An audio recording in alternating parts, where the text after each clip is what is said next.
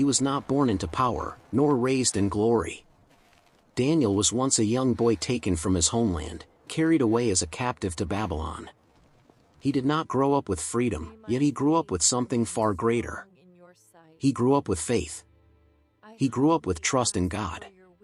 And even in a foreign land, under a foreign king, surrounded by idols, power, and temptation, Daniel chose to stand strong. Years passed, kingdoms changed, kings rose and fell, but Daniel remained faithful. Now under the rule of King Darius, Daniel was no longer a young captive. He was a wise and respected man, trusted above many. The king saw something different in him. Not only skill, not only intelligence, but an honest heart, a spirit of excellence. A man who did right even when no one watched. King Darius loved Daniel and planned to give him great authority over the land. Others noticed, and jealousy grew. Powerful leaders who should have stood for justice instead allowed hate to live inside them. They did not attack Daniel's work. They could not find a single fault in his character. There was no corruption, no dishonesty, no weakness to use. The only thing different about Daniel was his faith. So they planned to use the very thing that made him strong as a weapon against him. With cunning words and false loyalty, they went to King Darius. They praised him. They honored him. They made him feel great. Then they suggested a law that sounded royal, powerful, and flattering to the king's pride. For 30 days, no one should pray to any god or man except the king himself. Anyone who disobeyed would be thrown into a den of lions. The king, unaware of their trap, agreed. The law was written. The seal was set. And the whole kingdom knew. Daniel heard the law. He understood the danger. He understood what it meant. But Daniel was not a man who worshipped out of habit. His faith was not silence. It was not only words. It was his life.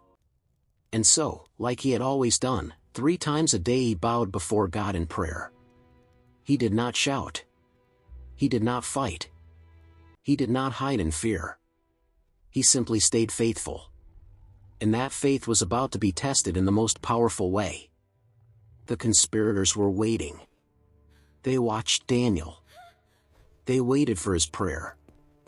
And when they saw him bow before God, they rushed back to the king. Their words were sharp. Their tone was accusing. They reminded the king of the law. A law that could not be changed. Not even by the king himself. Then they spoke his name. Daniel. The king's heart broke. He suddenly understood. He saw the trap. He saw the evil in their plan. But the law of the Medes and Persians could not be undone.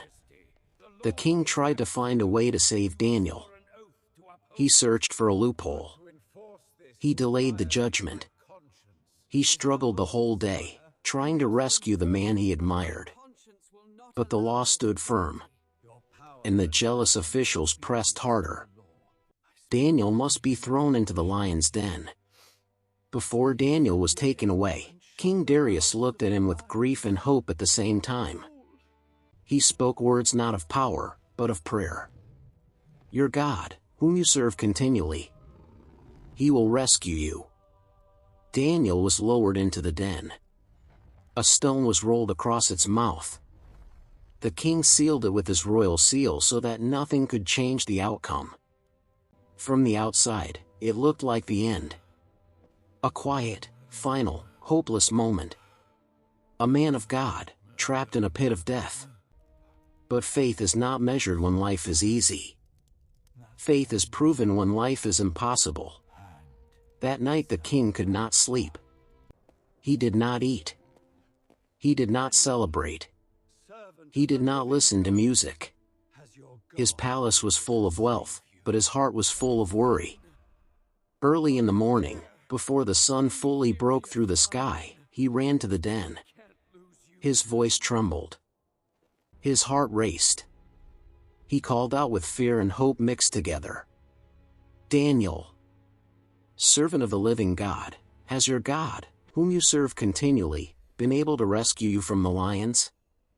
Silence held the air for a moment. Then, a voice answered. A calm voice. A living voice. "May the king live forever. My God sent his angel and shut the mouths of the lions. They have not harmed me, because I was found innocent in his sight, and I have done no wrong before you, your majesty." Hope returned. Joy flooded the king's heart. Daniel was alive. No wound on his body. Not a single bite.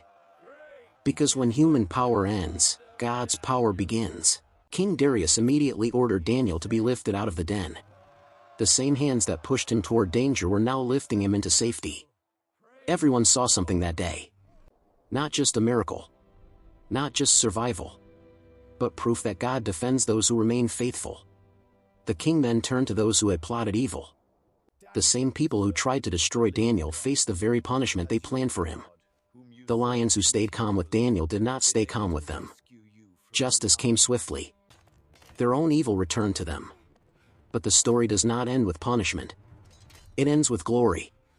King Darius wrote a decree to every nation, every language, every people in his kingdom. He declared that everyone should fear and honor the God of Daniel. He declared that Daniel's God is the living God. He declared that his kingdom will never be destroyed. He declared that his power does not end. Daniel lived on with honor. Not because of politics. Not because of power. But because he trusted God when it mattered the most. This story is not only history. It is a message. It is a reminder that faith is not about comfort. It is about courage. It is about staying true even when the world pushes you to bow. Daniel did not fight with anger. He did not scream with pride. He stood with peace. He prayed with faith. He trusted God completely. And God did not fail him.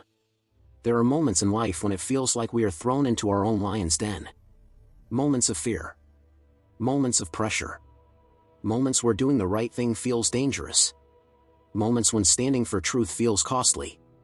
But Daniel's story teaches us something powerful. Doing what is right may lead you into danger, but God is already there.